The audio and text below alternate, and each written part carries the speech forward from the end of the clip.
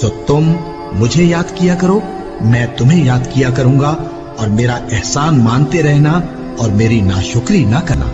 ए ईमान वालो, सब्र और नमाज से मदद लिया करो, बेशक अल्लाह सब्र करने वालों के साथ है।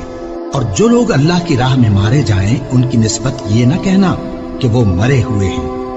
वो मुर्दा नहीं बल्कि जिंदा हैं, लेकिन तुमको शऊर नहीं।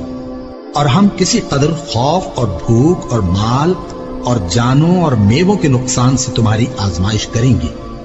और सब्र करने वालों को बिशारत सुना दो कि उन लोगों पर जब कोई मुसीबत वाक़ई होती है तो कहते हैं कि हम अल्लाह ही का माल हैं और उसी की तरफ लौट कर जाने वाले हैं। यही लोग हैं जिन पर इनके परवरदिगार की इनायतें हैं और खुसूसी रहमत भी है, और यही सीधे रस्ते पर है।